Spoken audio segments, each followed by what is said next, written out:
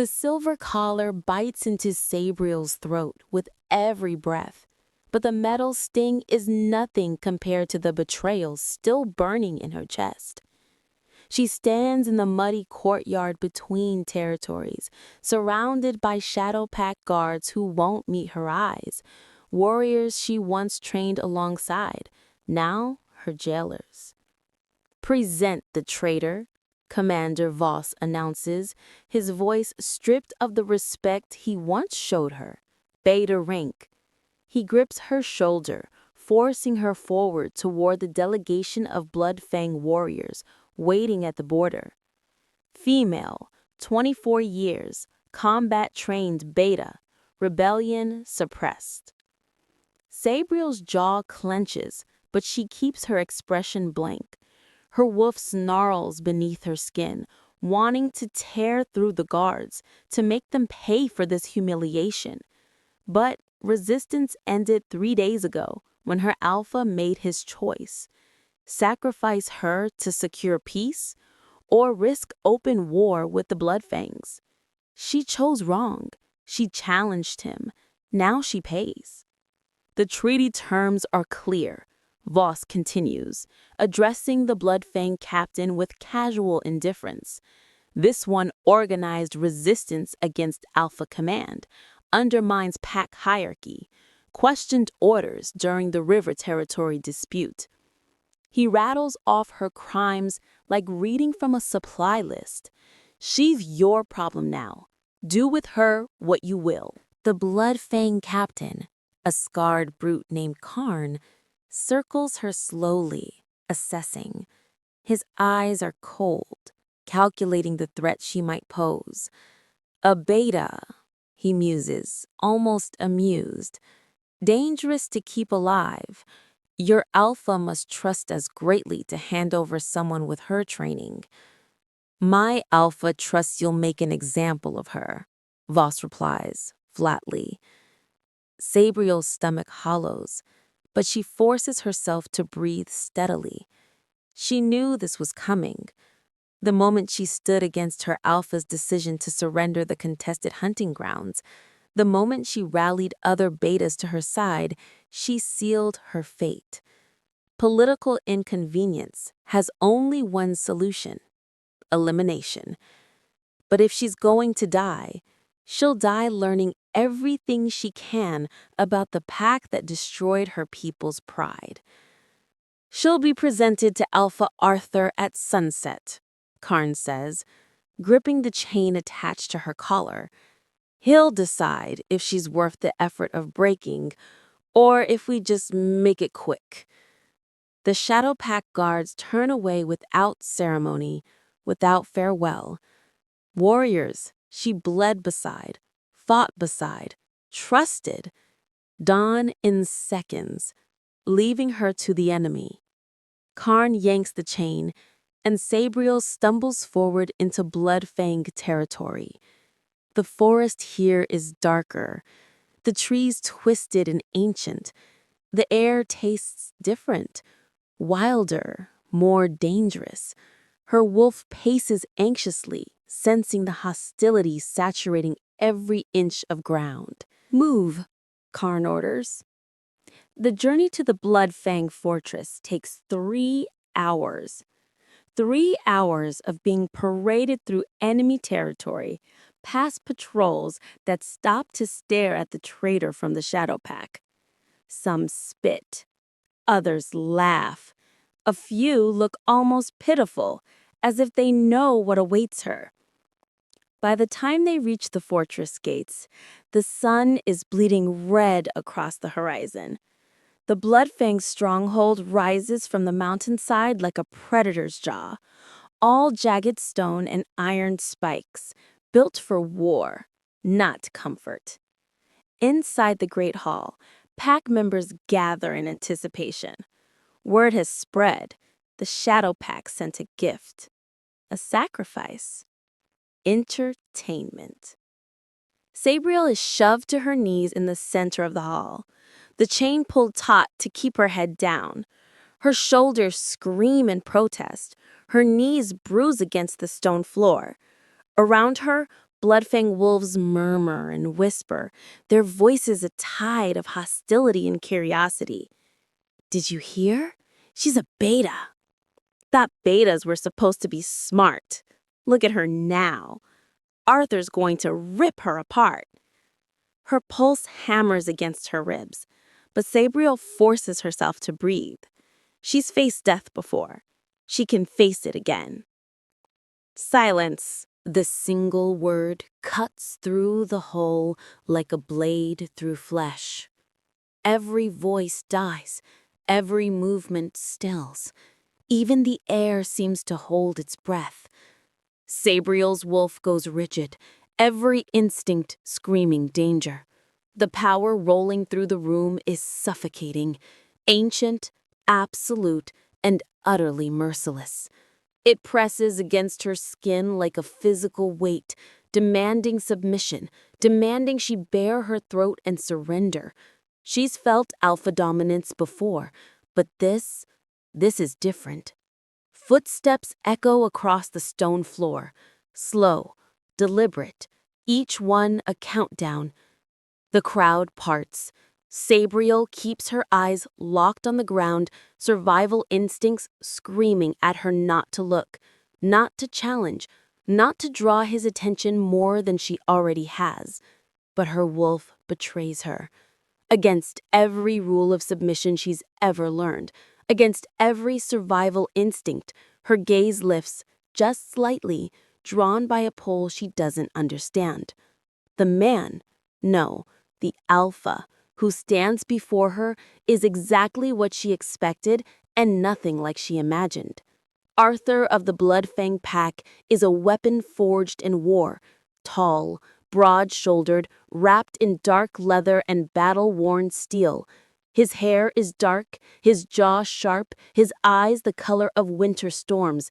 Scars trace his exposed forearms, marks of survival, not decoration. But it's his expression that freezes her blood. He's staring at her like she's a ghost, like she's something impossible. His chest rises and falls too quickly. His hands clench and unclench at his sides. The absolute control he projects fractures for just a heartbeat, and Sabriel sees something flicker across his face. Shock, recognition, fury. The air between them hums with something electric, something primal. Her wolf surges forward, and for the first time in days, the animal inside her isn't snarling in rage or fear. It's singing. No. No, no, no. Name. Arthur's voice is rough, barely controlled. Sabriel, Karn supplies when she doesn't answer. Former beta of the Shadow Pack, sent as penalty for rebellion. She's yours to do with as you see fit, Alpha. Arthur doesn't acknowledge Karn. His eyes stay locked on Sabriel, his jaw working like he's grinding down words too dangerous to speak. The silence stretches. The pack watches, confused by their alpha's hesitation. Then Arthur moves. He crosses the distance between them in 3 strides, grabs her chin, and forces her head up. His touch burns like fire, and Sabriel gasps, not from pain, but from the shock of sensation that explodes through her body at the contact. His eyes widen, just slightly. He feels it too. Strip her of the collar, Arthur commands, his voice like gravel. Burn her Shadow Pack markers. Hope flares stupidly in Sabriel's chest. Then Arthur leans down, his breath hot against her ear, and whispers words meant only for her. You will wish they had killed you instead. He releases her and steps back, his expression now carved from stone. This one, he announces to his pack, his voice cold and absolute, is hereby ranked Scullery Omega. She will serve in the kitchens, sleep with the lowest, and answer to any pack member who commands her. If she disobeys, if she fails, if she so much as looks at me with defiance, his eyes bore into hers, she will be reminded exactly what happens to traitors in my territory. The pack murmurs in approval, in shock, in cruel delight. Sabriel's hope shatters like glass. A beta reduced to omega, the ultimate humiliation. But as guards drag her away toward the kitchens, as the pack's laughter follows her down the cold stone corridors, Sabriel makes a silent vow. She will survive this. She will learn every weakness of this pack. And when the moment comes, she will make them all pay. Starting with the Alpha, who just sealed both their fates. The kitchens are a hellscape of heat and hierarchy. Sabriel is shoved through the doors by a sneering pack enforcer, her body still aching from being dragged through the fortress. The space reeks of burnt fat, stale blood, and the unwashed bodies of the lowest-ranked wolves in the Bloodfang pack. New meat, the enforcer announces to the room, Alpha's orders, scullery rank, worker to the bone. A stocky woman with graying hair and a permanent scowl looks up from a massive iron pot. Her eyes rake over Sabriel with open contempt. "Another useless mouth," she mutters. "Fine. You scrub, you haul, you do exactly what I say, or you sleep hungry. Understand?" Sabriel meets her gaze, and the woman's eyes narrow dangerously. "Lower your eyes, Omega," she hisses, "or do you need a lesson in respect?" Every instinct screams at Sabriel to bare her teeth, to remind this woman that she was trained to lead warriors, not peel vegetables. But the silver collar's memory still burns her throat. She lowers her gaze. "Good," the woman says. "I'm Marta, head of kitchens. That pile of pots in the corner, they're yours. Get scrubbing." The work is brutal and deliberately degrading. Sabriel's hands blister within the first hour, her back screams by the second. The other kitchen workers watch her with a mixture of pity and schadenfreude, whispering when they think she can't hear. Heard she's from the Shadow Pack. Traitor, they say, got what she deserved. Alpha should have just killed her, would have been kinder. Sabriel keeps her head down and her hands moving, scrubbing congealed grease from pot after pot. But her mind is working, cataloging everything: the layout of the kitchens, the timing of meal preparation, the guards who come and go, the loose tongues that wag when they think no one important is listening. She's been here 3 hours when she feels it, that suffocating pressure against her skin, the electric hum that makes her wolf surge to attention. Arthur. The kitchens fall silent as the Alpha fills the doorway. He doesn't enter, doesn't need to. His presence alone commands the space. Marta drops into a bow. "Alpha, we weren't expecting." "The new Omega. How is she performing?" Sabriel keeps scrubbing, keeps her eyes on the filthy water, but every nerve ending is aware of him. The mate bond pulls at her like a fishhook in her chest, demanding she look, demanding she go to him. She grips the pot harder, nails digging into the iron. "Adequate, Alpha," Marta says carefully. She follows orders. "Good." There's a pause, heavy and oppressive. She can feel his gaze burning into her back. "If she fails in any duty, report it directly to me. Understood?" "Yes, Alpha." His footsteps retreat, but the bond doesn't ease. It stretches between them like a rope pulled taut, aching and impossible to ignore. Sabriel finally releases her breath, her hands shaking beneath the water. Across the kitchens, a young girl whispers, "Why does he care about one Omega?" Marta slaps her across the head. "Don't question the Alpha, ever." But Sabriel heard the confusion in the girl's voice, saw the narrowed eyes of the other workers.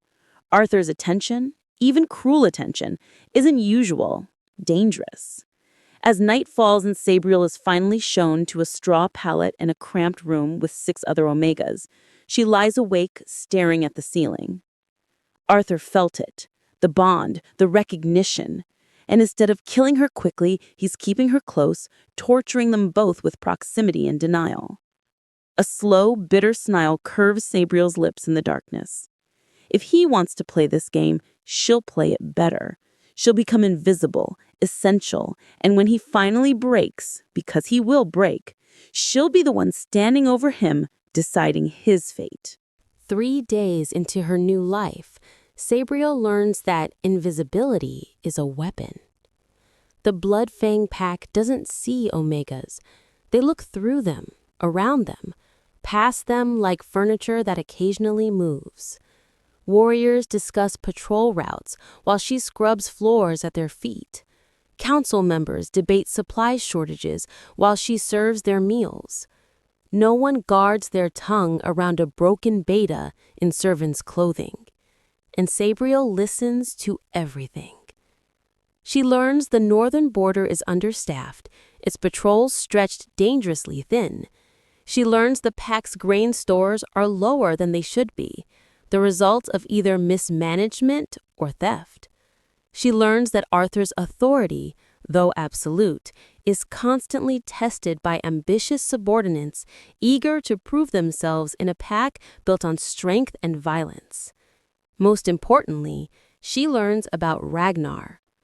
He appears on the 4th morning, leaning against the kitchen doorway while she hauls water from the well. Tall and lean, with calculating eyes and a smile that doesn't reach them, he watches her with the focus of a predator selecting prey. The traitor from the Shadow Pack, I wondered if you'd survive the week. Sabriel doesn't look up, doesn't acknowledge him beyond adjusting her grip on the water bucket. Marta taught her well. Omegas don't speak unless spoken to directly, and even then, only when necessary. Ragnar pushes off the doorframe, circling her slowly. You're stronger than you look. Beta training doesn't fade quickly, does it? He stops in front of her, forcing her to halt. Arthur may have stripped your rank, but I know what you were, what you did. She keeps her eyes down, pulse steady despite her wolf snarl of warning. You organize resistance against your alpha, convinced other betas to follow you, nearly succeeded in fracturing your pack's hierarchy. He tilts his head. That's not the behavior of someone who's given up. That's the behavior of someone who plans. Finally, Sabriel lifts her gaze just enough to meet his. I was punished for my plans. The Shadow Pack made sure of that. Did they? Or did they send us a weapon disguised as a peace offering? Think what you want, Sabriel says quietly. I'm just trying to survive. Survival, yes, the instinct that makes people dangerous. He leans closer, voice dropping. I'm watching you, Omega, every moment. If you make one move against this pack, against our alpha, I'll know. And when I do, your execution will be slow enough that you'll beg for the mercy your own alpha denied you. He straightens, brushing past her hard enough to slosh water from the bucket. Get back to work. Sabriel watches him disappear into the fortress, her mind racing. Ragnar is Arthur's second, his enforcer, his political shield. And he's terrified of what she represents. Not because she's dangerous to the pack, but because she's dangerous to Arthur's control. The mate bond is a crack in the Alpha's armor, and Ragnar knows it. That night, while distributing meal portions to the guard barracks, Sabriel overhears 2 warriors arguing about a missed supply caravan. Third one this month. Either the quartermaster's an idiot or someone's skimming. Sabriel files the information away, another piece of the puzzle. The Bloodfang pack is powerful, brutal, and united under Arthur's iron rule. But beneath the surface, there are fractures, supply issues, border weaknesses, internal suspicions. And at the center of it all, an alpha fighting a bond he can't control, and a second in command ready to eliminate any threat to the status quo. Sabriel scrapes cold stew from serving bowls, her hands raw and aching, her body exhausted, but her mind is sharp, assembling intelligence the way she once assembled battle strategies. She may be caged, but she's not broken. Not yet. Not ever. Sabriel is dumping kitchen scraps in the compost pit behind the fortress when she feels him. The bond flares like a brand against her ribs, stealing her breath. She straightens, every muscle tensing, as Arthur emerges from the shadows of the courtyard. He's alone. No guards, no witnesses, just the Alpha and the Omega he's trying to pretend doesn't exist. "You shouldn't be out here after dark," he says, his voice rough and strained. Sabriel sets down the bucket slowly, deliberately. "Marta's orders. The scraps attract rats if left overnight." "I don't care about Marta's orders." Arthur moves closer, and the moonlight catches the exhaustion carved into his face. "I care that you're wandering the fortress unsupervised." "Afraid I'll run?" Sabriel challengings, lifting her chin. "Or afraid I'll stay?" His jaw clenches, a muscle jumping beneath the skin. The bond thrums between them, demanding, insistent. Her wolf rises to meet it, pushing against her control, wanting to close the distance, to touch him, to claim what instinct screams belongs to her. "You need to stop," Arthur grits out. "Stop what?" "Looking at me like that, speaking to me like you have the right." Sabriel laughs, bitter and sharp. "I'm looking at you like nothing. You're the one who keeps finding reasons to be wherever I am." Arthur closes the distance between them in 2 strides, backing her against the stone wall. His hand slams beside her head, caging her in. "You think I want this?" His voice drops to a rasp. "You think I chose to have my mate be a traitor from the pack that killed my father?" The words hang between them, like a confession and a curse. Sabriel's breath catches. "Your father?" "Was ambushed during peace talks with the Shadow Pack 15 years ago. Butchered alongside half our council. And now fate decides his son's mate should be one of them." He leans closer, his scent overwhelming, pine and smoke and something wild. "Tell me how I'm supposed to accept that." Her wolf whines, aching for him despite the rage and pain saturating every word. Sabriel forces herself to meet his eyes. "You think my pack didn't suffer losses? You think the Shadow Wolves don't tell stories about Bloodfang brutality? We're both products of a war neither of us started." "Then we're doomed," Arthur says quietly. "Maybe?" Sabriel's voice softens despite herself. "Or maybe that's why the bond exists, to break cycles that logic can't." For a moment, something shifts in Arthur's expression. A crack in the armor, a glimpse of the man beneath the Alpha. His hand lifts, hovering near her face, trembling with the effort of not touching her. Then his eyes harden, and he steps back as if burned. "I can't afford weakness, not now. Not with Ragnar questioning every decision, with the northern packs threatening our borders, with my own people waiting for any sign that I'm unfit to lead." He turns away. "And you are the greatest weakness I could ever have." "So you'd rather be strong and miserable?" Sabriel asks. "I'd rather be strong and alive." Arthur pauses at the edge of the courtyard.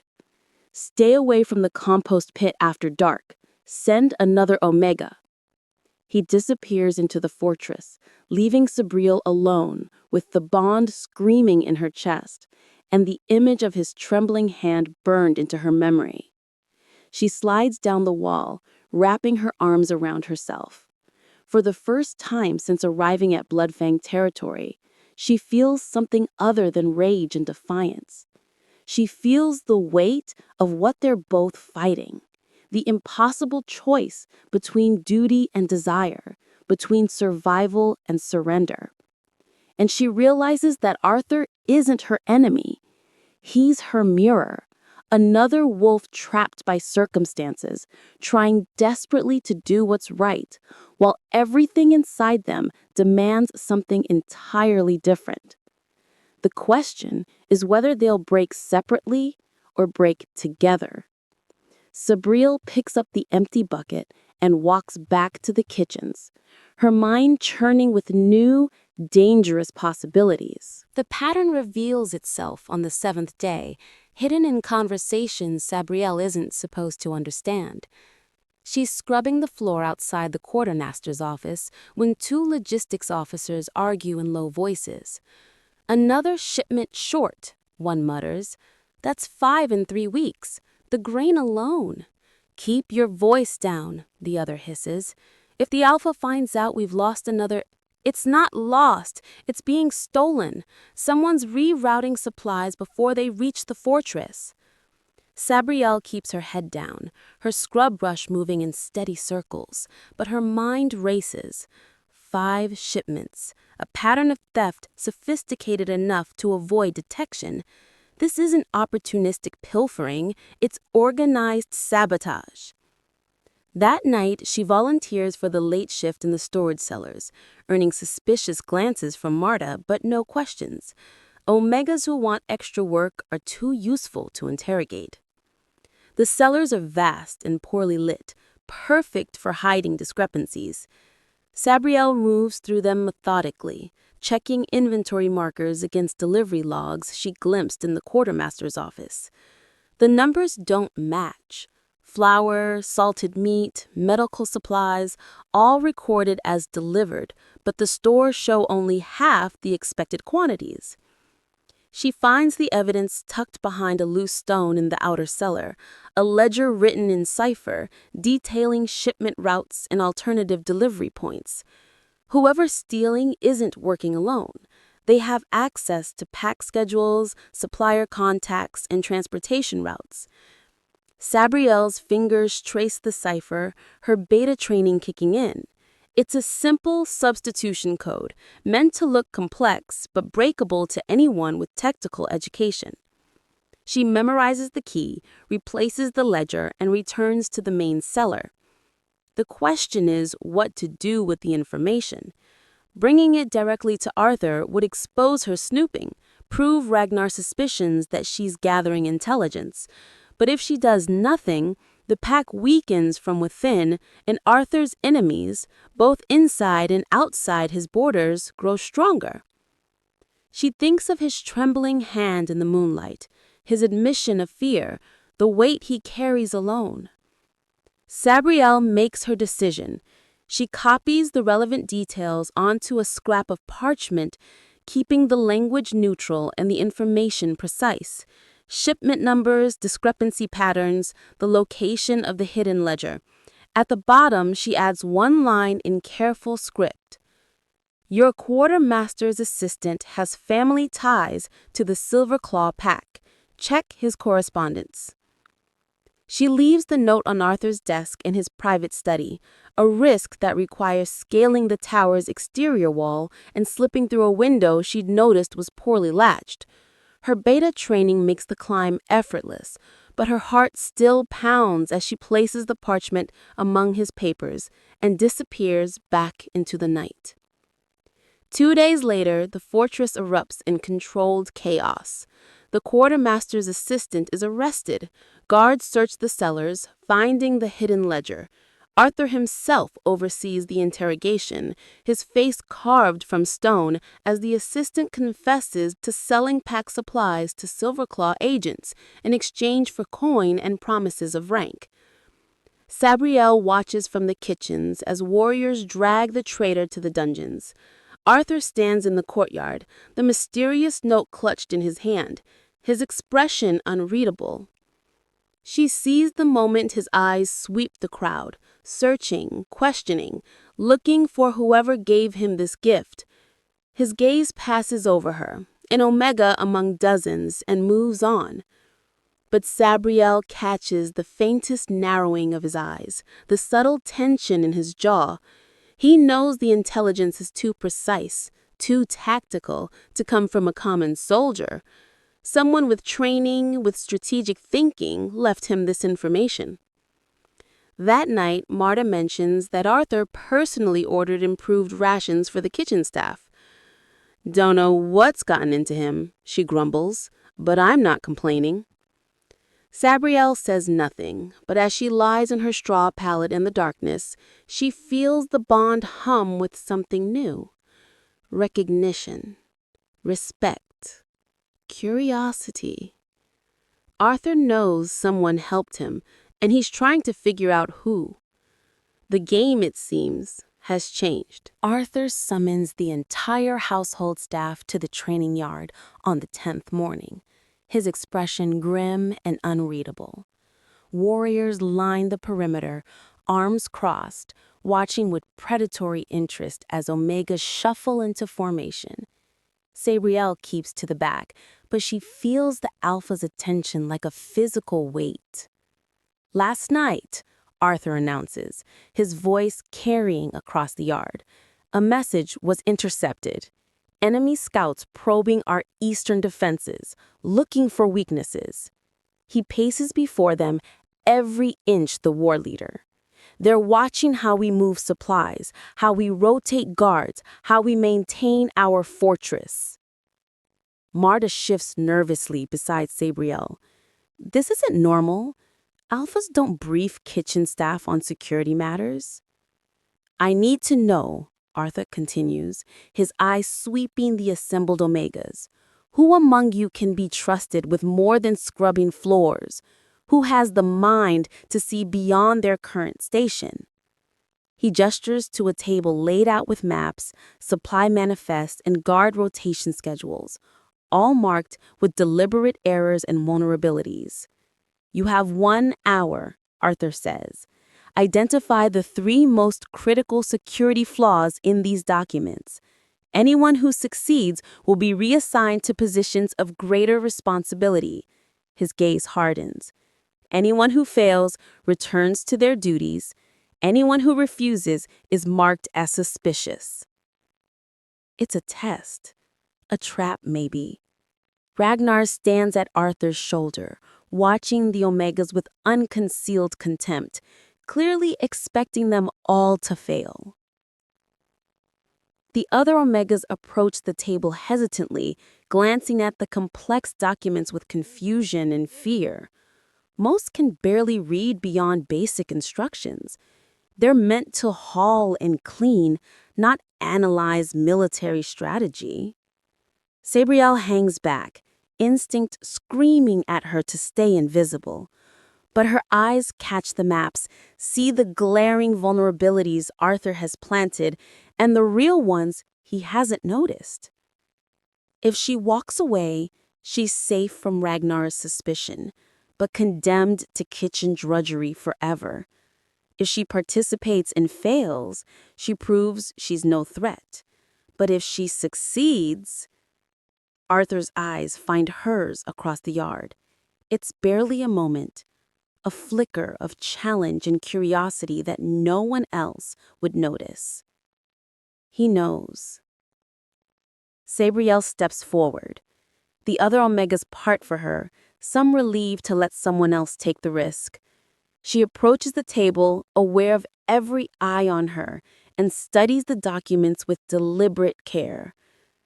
The first flaw is obvious, a gap in the Eastern Patrol schedule that leaves a full hour unguarded during the shift change. The second takes longer, a supply route that passes too close to hostile territory without adequate escort. But the third isn't one Arthur planted, it's real. The Western Gate's reinforcement schedule has the same squad assigned to both maintenance and guard duty. Impossible to do both simultaneously. Someone's falsifying reports. Sabriel picks up a piece of charcoal and marks all 3 locations on the map, adding brief notes in clear, tactical language. Then she steps back, hands clasped, eyes lowered.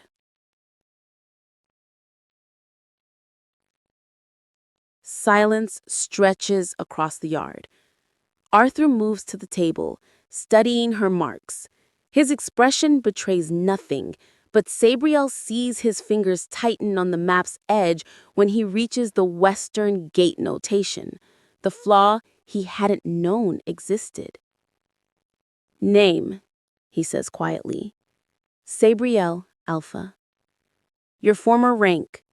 The question hangs like a blade. Sabriel lifts her eyes to meet his. "Beta, Shadow Pack Tactical Division." Ragnar steps forward, his voice sharp. "This proves she's gathering intelligence. She identified a genuine security breach I wasn't aware of." Arthur cuts him off, still holding Sabriel's gaze. "One that could have gotten my warriors killed." He turns to Ragnar. "Have the Western Gate commander brought in for questioning. Now." Ragnar's jaw clenches, but he obeys. Arthur looks back at Sabriel, and something shifts in his expression, a grudging respect warring with frustration, and something darker, more possessive. "You're reassigned," he says. "Report to the strategy room tomorrow at dawn. You'll assist with logistics analysis." It's not a promotion. It's a summoning. A way to keep her close, to figure out what game she's playing. Sabriel bows her head. "Yes, Alpha." As she walks back to the kitchens, she feels the weight of the pack stairs, Ragnar's suspicion burning into her back, and Arthur's eyes following her every step. She's no longer invisible, and she's just made herself infinitely more dangerous. Sabriel works in the strategy room for 3 days before Ragnar makes his move. She's reviewing supply routes when she notices him in the doorway, watching her with the stillness of a predator who's finally cornered his prey. Arthur is away inspecting the northern border, leaving his second-in-command to oversee fortress operations, leaving Sabriel vulnerable. "Walk with me," Ragnar says, his tone leaving no room for refusal. Sabriel sets down the manifest carefully, her pulse steady despite her wolf's warning snarl. She follows him through the quarters, past curious glances from warriors, down into the older sections of the fortress, where torchlight flickers against ancient stone. He stops in an unused council chamber, closing the heavy door behind them. The sound echoes like a death knell. "I've been doing research," Ragnar begins, circling her slowly. "Sent word to contacts in neutral territories. Asked about a certain beta from the Shadow Pack who organized an uprising." He pulls a folded letter from his jacket. The responses were illuminating. Sabriel says nothing, but her mind races through possibilities and escape routes. "You weren't just any beta," Ragnar continues. "You were second only to your Alpha's heir in tactical authority. You trained their elite warriors. You planned their border raids, including the one that killed 12 of our scouts 2 years ago." He stops in front of her, eyes glittering. "You have our warriors' blood on your hands." "I followed orders," Sabriel says quietly, "just as your warriors followed Arthur's. And when you stopped following orders, your Alpha sold you to us." Ragnar leans closer. "But here's what interests me. Your rebellion wasn't random. You opposed the peace negotiations. You wanted the war to continue." He smiles, cold and triumphant. "Tell me, Sabriel, are you still fighting that war?" "I'm trying to survive." "By worming your way into our Alpha's confidence," Ragnar's voice sharpens, "by demonstrating your value, making yourself indispensable. I've watched you. Arthur looks at you differently, seeks your counsel, defends you against my concerns." His hand shoots out, gripping her throat and slamming her against the wall. "You're using the mate bond to manipulate him." Sabriel's wolf surges, claws extending, but she forces herself still. fighting will only prove his point. I haven't told him about the bond, she grits out. No, but you're making him feel it anyway, weakening his judgment, turning him against his own second. Ragnar's grip tightens. I won't let you destroy this pack from within. Then kill me, Sabriel challenges, meeting his eyes. If I'm such a threat, end it now. Oh, I will, Ragnar releases her, stepping back, but not here, not quietly. Arthur needs to see what you really are. He pulls out another document, older, stained. This is the tactical plan for the ambush that killed Arthur's father. Your handwriting is all over the margins. Strategic recommendations, supply calculations, troop positioning. Ice floods Sabriel's veins. She was barely 18 then, a junior tactical assistant. She didn't plan that ambush, she just did the logistics work her superiors demanded. But her hand is on that document, her notes in the margins, undeniable proof of her involvement. Tomorrow night, Ragnar says, the council meets. I'll present this evidence, show them that Arthur's new advisor is the same wolf who helped murder his father. He moves to the door, pausing. The pack will demand your execution, and even the mate bond won't save you when Arthur sees his father's blood on your hands. The door closes, leaving Sabriel alone in the darkness. Her legs give out, and she slides down the wall, mind reeling. Ragnar isn't just suspicious anymore. He has proof, damning, undeniable proof that will paint her as the architect of Arthur's greatest tragedy.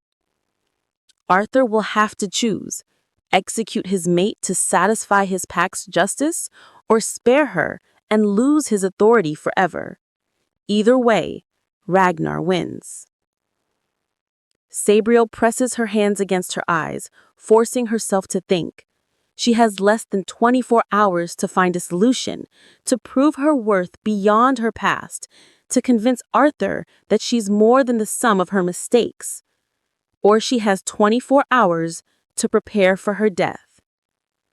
The bond pulses weakly in her chest, aching for Arthur's return, even as she knows what tomorrow will bring. Everything is about to shatter. The council chamber fills at dusk, warriors and advisors crowding the ancient hall. Sabriel stands in the center, wrists bound in silver chains that burn against her skin. Ragnar had her dragged from the strategy room an hour ago, denying her any chance to speak with Arthur before this tribunal. Arthur sits at the head of the council table, his face carved from stone. He returned from the border only minutes before, still wearing travel dust and exhaustion. His eyes find hers across the room, and she sees the question in them, the confusion, the wariness. This council is called to address a matter of pack security, Ragnar announces, his voice ringing with righteous authority. He holds up the stained document like a weapon. Evidence has surfaced that the Omega working in our strategy room is not what she seems. Arthur's expression doesn't change, but his knuckles whiten on the table's edge. 15 years ago, Alpha, Arthur's father, was ambushed during peace negotiations. 17 Bloodfang wolves died that night, including our Alpha, 3 council members, and the heir's mate. He turns to Sabriel, eyes blazing with triumph. The tactical planning for that ambush was done by a junior beta in the Shadow Pack's strategic division. A beta named Sabriel. He throws the document on the table before Arthur. Her handwriting, her calculations, her recommendations. She helped plan the massacre that orphaned you, Arthur. And you brought her into our most secure operations. The room erupts. Warriors surge forward, hands on weapons. Calls for immediate execution echo off the stone walls. Arthur stares at the document, his breathing shallow. Sabriel watches him read her younger self's notes, watches him recognize the tactical precision that killed his father. Is this true? Arthur's voice cuts through the chaos like a blade. The room falls silent. Sabriel meets his eyes, refusing to look away. I did the logistics work.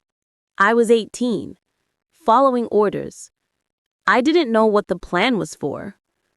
Her voice steadies. But yes, my hand is on that document. She's a spy, Ragnar snarls, sent here to finish what she started, to destroy you from within. He draws his blade. The sentence for treason is death. I'll carry out myself. No. Arthur rises, but Ragnar is already moving. The blade arcs towards Sabriel's throat. She sees her death in the silver gleam, feels time slow to a crawl. Then, Arthur is there. He moves faster than should be possible, catching Ragnar's wrist, twisting until bone cracks. The blade clatters to the floor. The sheer power rolling off Arthur makes warriors stumble back, heads bowing in involuntary submission. You dare? Arthur growls, his voice barely human. Touch what is mine?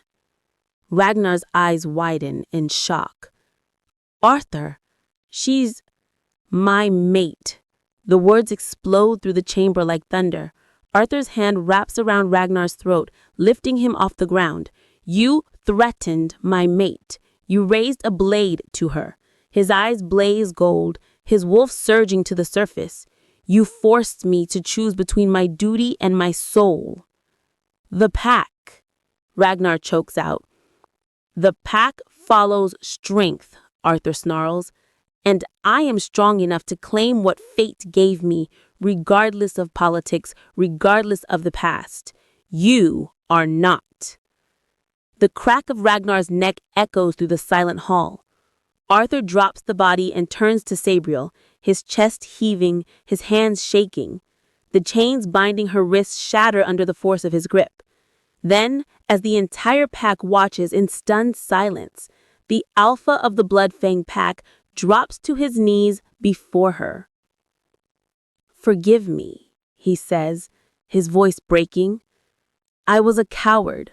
I let fear rule me. I degraded you, denied you, tried to pretend I could live without you. His head bows.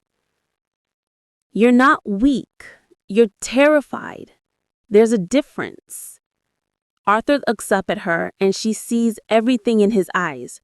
Grief, rage, relief, love, fighting desperately against years of pain and duty. I can't lose you, he admits, the words torn from somewhere deep. Not to politics, not to the past, not to anything. You're mine, and I'm yours, even if it destroys me. Sabriel sinks to her knees before him, their foreheads touching, the bond finally, fully acknowledged, roaring to life between them. Then we'll be destroyed together, or we'll build something stronger than either of us alone. Around them, the pack watches their alpha claim his mate with a devotion that transcends politics, transcends history. And slowly, one by one, they kneel. Arthur's chambers are silent, except for the crackle of the fire. He stands at the window, still covered in Ragnar's blood, staring into the darkness beyond the fortress walls. Sabriel closes the door behind her, the sound making him flinch. You should hate me, he says without turning, for everything I did to you. The collar, the degradation, I should, Sabriel interrupts, crossing the room. But I understand why you did it. She stops beside him. You were protecting yourself the only way you knew how. Arthur's jaw clenches. I was cruel. You were terrified. Sabriel reaches up, turning his face toward hers. And so was I. We were both fighting a bond neither of us wanted, both trapped by histories we didn't create. Her thumb traces the sharp line of his jaw. But we're done fighting it now. His hand catches hers, pressing it against his cheek. I killed my second for you. The pack will question. The pack knelt, Sabriel reminds him. They saw their alpha choose strength over fear. They saw you claim what's yours. She steps closer until their bodies nearly touch. Now let me claim you in return. Arthur's breath hitches.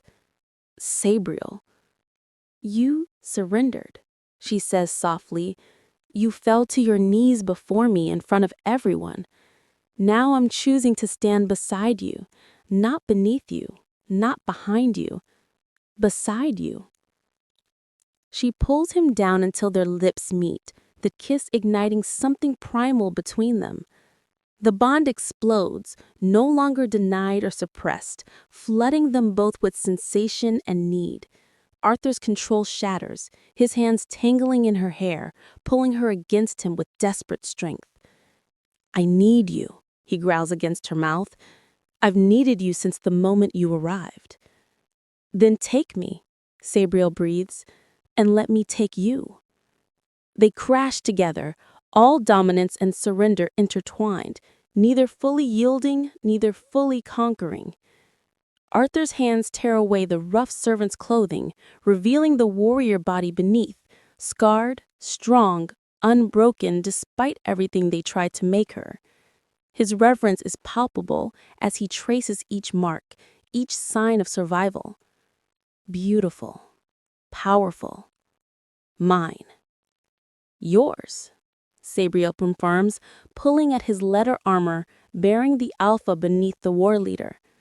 She maps his scars with her fingers, with her lips, claiming each wound as proof of his strength. And you're mine. When they finally come together, it's not gentle, it's a battle and a partnership. Two dominant wolves finding balance through intensity rather than submission. Arthur drives into her with possessive need, and Sabriel meets him with equal force, her nails scoring his back, her teeth at his throat, not to break skin, but to mark, to claim. The mate bond locks into place with a snap that steals their breath. Gold light flares between them as their wolves recognize and accept each other fully.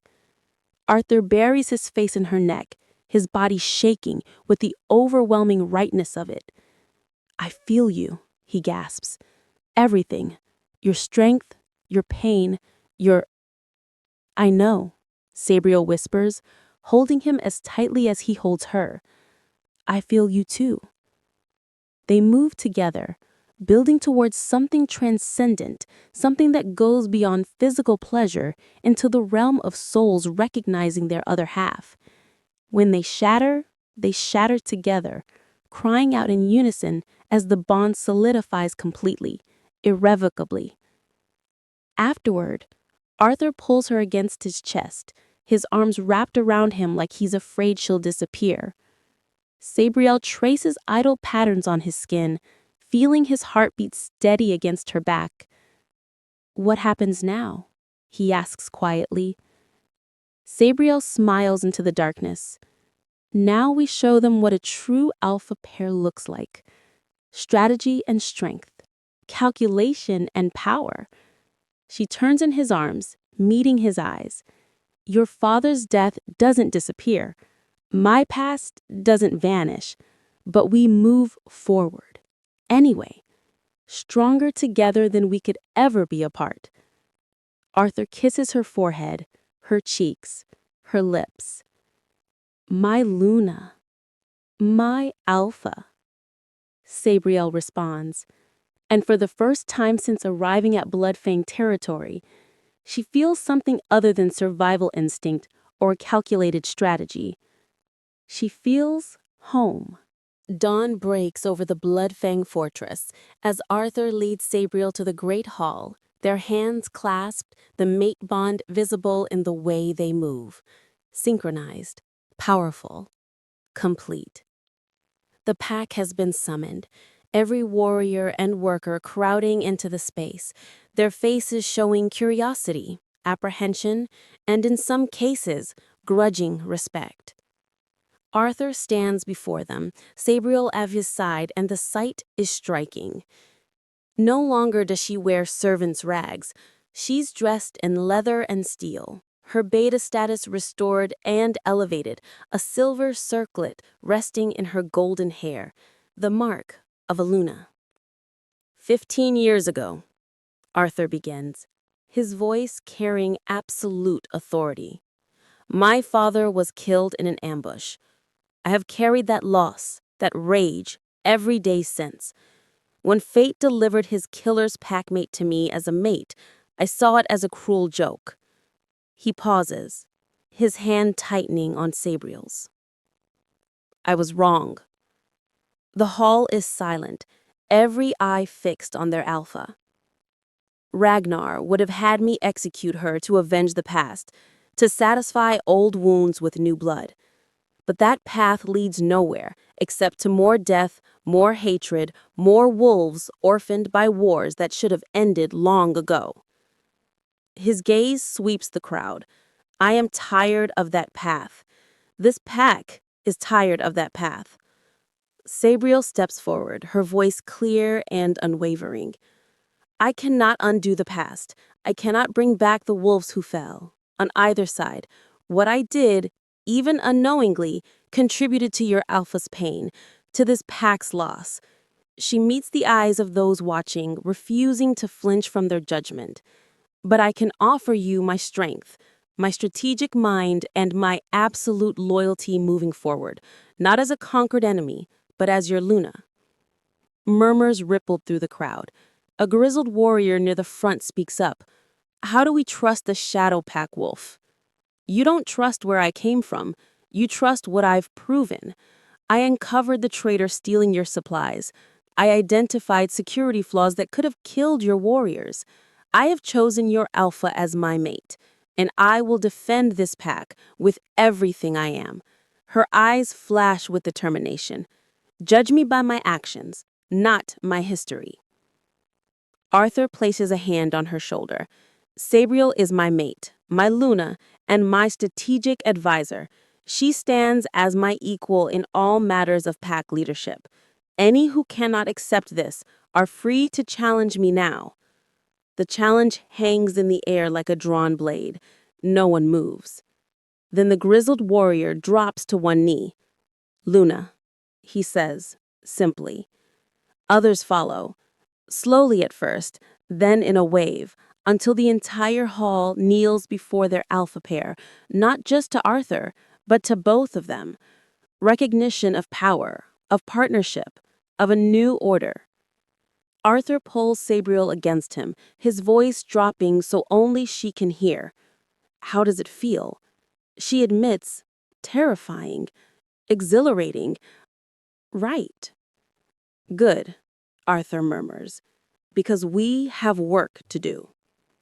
The weeks that followed transformed the Bloodfang pack. Sabriel's strategic insight combined with Arthur's ruthless leadership creates something unprecedented, a pack that fights with both claw and calculation. Border defenses are reinforced with intelligence gathering. Supply lines are secured with tactical precision. Warriors are trained not just in combat, but in strategy. Word spreads to neighboring packs. The Bloodfang Alpha has taken a Luna who was once his enemy, and together they forge something stronger than pure dominance. Challenge matches decrease, diplomatic overtures increase. The Shadow Pack, seeing their former beta elevated to Luna of their greatest rival, sends tentative peace proposals. Arthur and Sabriel stand on the fortress walls one evening, watching the sunset over territory no longer constantly threatened by war. Do you regret it? Sabriel asks. Choosing me over everything? Arthur pulls her close, pressing a kiss to her temple.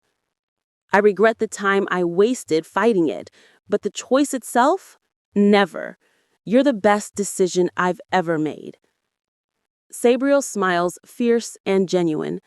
Then let's make sure we're worth the risk.